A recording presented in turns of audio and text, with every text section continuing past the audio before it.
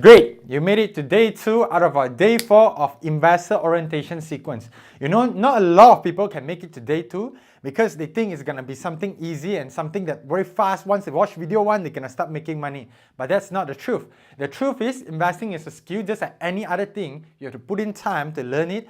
And then once you learn it, you have to practice it. You have to do the actual work for you to master it. But I tell you, if you can master it, money will not be a problem anymore. But you have to put in the work, all right? So let's start with what is our topic on day 2.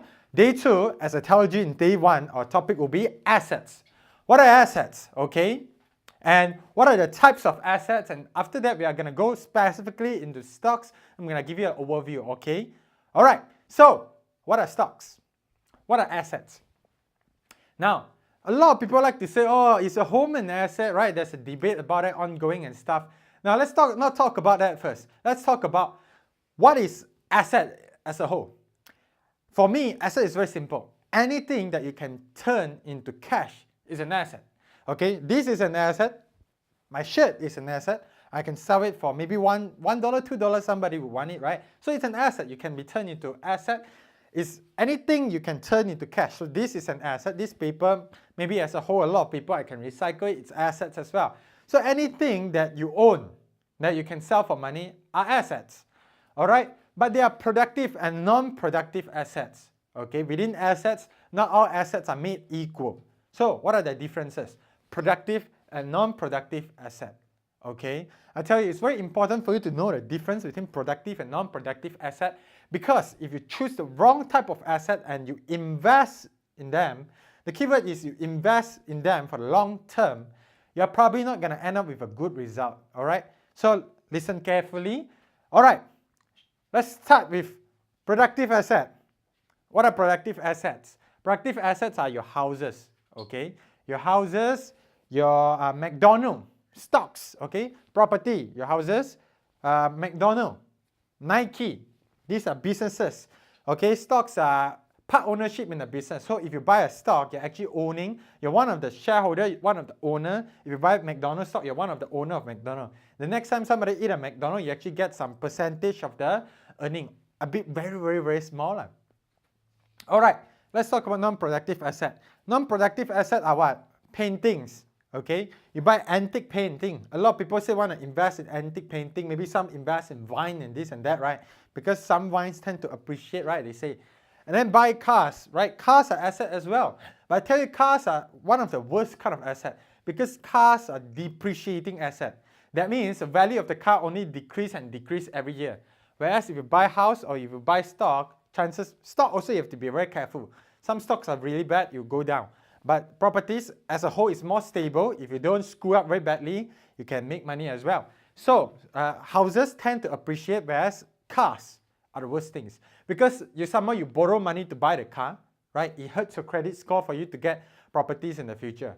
So that's why you see a lot of rich people, the smart one at least, they have a lot of money, they stay in a big house, okay, but their cars are very normal, like very typical car, maybe cheap cars or more, right? It's those, I hope I don't offend anyone, but it's those that want to pretend to look rich that buy good cars. Yes, there are some rich people that buy very good cars as well, but those are really very rich already. They have more than they want, the additional money they spend. But if you are still struggling, okay, if you haven't reached financial freedom, you haven't made a lot of money, you haven't reached financial freedom, you're still suffering, why do you go and buy a fancy car? Just go and buy a normal car. But let's talk about our thing, gold. A lot of people say gold as an investment. Gold is a good investment, right? Gold is also a non-productive asset. Okay, so what is the difference between productive and non-productive? Which one do you think is better? For me, productive asset is way better than non-productive asset. That means I'll never invest in cars, never invest in paintings, never invest in even this currency.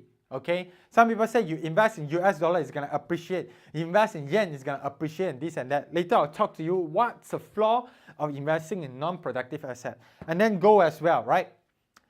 And productive asset, why do I say I will only choose to buy productive asset? There's one key difference, and the key difference is this. It's called cash flow. Okay? Productive means they are producing things. Houses, okay? It brings value, it's producing things. Why? Because when somebody stays, it gives them value. It is providing a service for the people who stay at the place that you rent out. And hence, it's producing some kind of value and people pay you for that. You get cash flow into your pocket, okay? You don't have to sell a property, but you get cash flow into your pocket. So even if the price drop, you still get income from it. Got it? Let's stocks. McDonald's, Nike. You buy these companies, they are very profitable. As long as they continue to make money, every year the excess money, they're going to give it out to you as a shareholder in terms of income, dividend, okay? And this comes in the form of cash flow. But what's the problem with this non-productive asset? The problem is they do not produce any cash flow. You look at painting. You buy an antique painting, you put there. You're actually looking, you're waiting for someone to buy it from you at a higher price. But as long as that person doesn't come, you don't make any money, okay? And then somehow there's no income from it. So you're actually, whether you make money or not, depends on the other person. But this one, you're more in control. Whether somebody want to come and offer you a good price or not, you still make money. Cars, antique cars, not just any cars, right? Also, you're waiting for somebody that really appreciate the thing and come and buy from you. All right, gold. Gold is not an investment, okay? It is just a hedge against inflation. Gold is just another currency, just like yen, okay? Gold is like the so-called safe currency. So let's say if there's inflation, this one, the value of gold will increase. So in another sense, the real purchasing power of gold will always be the equal. But it cannot make you rich. You understand why?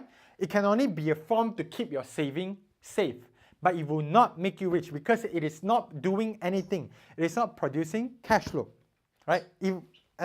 Same thing with currency. So if you look at this thing, which one will you want to hold in the long term? Which one will you want to own in the long term? Of course, you want to own something that is confirm make money one, right? This one, you're waiting for someone to buy it from you at a higher price. In another sense, you're called a speculator. You're a trader. You buy in order to sell, okay? You buy because you hope someone will buy it from you at a higher price. And hope is not a good strategy when you invest. But this one, when you buy, you're already starting to make money. And it's a solid strategy. And that's why I believe this, okay, stocks and properties are the only few investments that are really good for you to focus in the long run. And I happen to be the person that is specializing in stocks. So that's why in the next episode, day 3 of our investor orientation sequence, I'm going to teach you how to buy and sell stocks. Yes, I'm going to teach you how to actually open an account and start buying your first stock. But of course, you don't do it first. Because why? Because you need me to teach you how to analyze the share. All right? Thank you very much for watching this episode. I hope you benefited from it. If you think it's nice, please share it with a friend. Okay? Thank you very much. I'll see you at the next episode.